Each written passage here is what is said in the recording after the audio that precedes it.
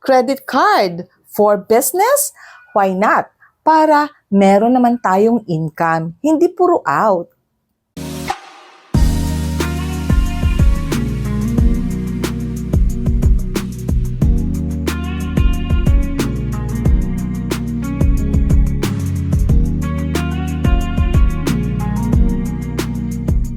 Hi everyone, Crisel Morales here. Welcome back dito sa ating YouTube channel.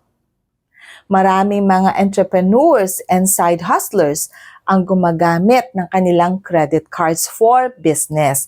Pero marami sa atin ang hindi nakakaalam. So today, pag-uusapan natin kung paano gamitin ang ating mga credit cards for business this 2026. So please, if you are interested, tune in. First of all, kailangan nating malaman na dapat separate ang personal expenses sa ating business expenses. Importante yan. Kung dalawa ang credit cards mo, better set the other credit card for your personal expenses and the other one for business expenses. Kung sakali naman na isa lang ang credit card mo, okay lang din. Basta huwag mong pagsabaying i-purchase ang personal needs mo doon sa business needs or business supplies mo. Para doon sa transaction history, mas organized siya. Mas madaling i-track. Mas madaling i-record ang ating mga babayaran for business and for personal expenses. Number 2, preserve your credit limit. What do I mean when I say preserve your credit limit? Kung sakaling kailangan mo nang bumili ng business supplies mo or business items pero hindi pa nagbayad yung client mo, just for example, your credit card plays a very important role. Doon nagiging financial tool ang credit card kasi makakatulong yan sa pag-purchase ng business items mo habang hindi pa nagbabayad yung client mo. Now, one very important question. Paano yan? Gagamitin na lang ba natin ang ating mga credit cards for business at hindi na natin pwedeng gamitin for our personal expenses? Nakatutok na lang sa negosyo? Of course not. Kasi pwede namang hati-hatiin yung credit limit mo. It is very important that we have to set aside certain percentage for our business and for our personal expenses.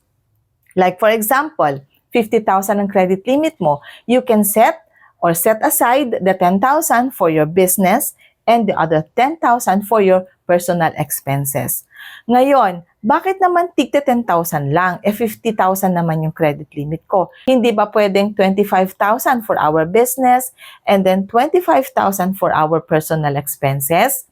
Take note, as what I have mentioned in my previous videos, kung pwede, huwag i-max out ang ating mga credit card or ang ating mga credit limit because malaki ang negative impact kapag na-max out natin ang ating mga credit cards. Kaya, set a certain percentage only for our business expenses and for our personal expenses. Next, be aware sa mga points, rewards, promos, and discounts. Kapag discounted yung item na binili mo, makakatulong yan para mas malaki yung kita mo kasi meron kang na-save. Discounted nga yung item hindi ba? So, kailangan we have to be very, very mindful. Hindi bawal magtanong. Tanungin natin ang mga sales representative, sales ladies, or dun sa cashiering section. We can ask from them kung may mga promos, discounts, or kung may makukuha ba tayong points and rewards. Kasi yung mga points na naiipon is good as cash na pwedeng gamitin natin sa pag-purchase ng mga business items natin. Next, we have to be very disciplined in our spending. If possible, avoid unnecessary debt. Kasi kapag na-max out mo yung credit limit mo, di wala ka nang naka-reserve na certain credit limit in case lang na kailangan mo ng tulong ng credit card mo for your business. Katulad ng sinabi ko kanina, kapag hindi pa nagbayad yung client mo pero sa tingin mo, kailangan mo na talagang mag-purchase ng business supplies or business items kasi hindi naman pwedeng walang laman ang grocery, for example, hindi ba? So kapag wala ng credit limit ang credit card mo, di wala ka ng pagkukuhanan. Kaya kailangan discipline sa ating spending. Next, track your expenses. Pumunta ka sa mobile app mo, software, or i-track mo ang histories mo. Doon, you can identify your business expenses and your personal expenses. Kapag na-track mo or na-identify mo ang business expenses mo, mas madaling i-record, mas madaling gumawa ng budget, at mas madaling gumawa ng plan for the future. Actually, ang isang secret for our credit card to become effective in using it for our business is strategic planning. Importante yan. Kailangan meron tayong strategies. Strategy na tututunan yan from other people or from our experience in the past.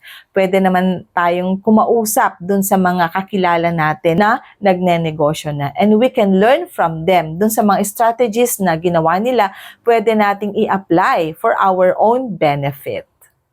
Sabi ng iba, ang mga credit card holders daw na marunong gamitin ang credit card for business are the ones who are wise. Kaya through our experiences, we grow and grow doon sa tamang paggamit ng ating mga credit cards. And if you find effective nga ang paggamit ng credit card for business, then we have to be very disciplined and we have to make a very effective strategy. Walang taong hindi aangat kapag marunong mag-manage ng kanyang expenses, especially also doon sa pag-manage ng credit card. Alright, so there you go. Natapos na po tayo for our content for today, for our video for today. Sana nakatulong sa inyo. And one way or the other, sana nakagrasp kayo ng ideas, very strong and effective para baon-baon natin sa ating journey, sa ating mga credit cards. And maraming salamat po sa inyong lahat, especially those who continue to trust our YouTube studio and also those who continue to watch our videos. Maraming salamat po. And sana sa mga hindi pa nag-subscribe, makapag-subscribe na din sa ating YouTube channel, and always tap the notification bell down there so that you'll always be notified kapag meron tayong bagong video. Muli, maraming salamat po sa inyong lahat, and always remember, kahit marami tayong pagsubok sa buhay, life is beautiful because God is so good. Bye everyone!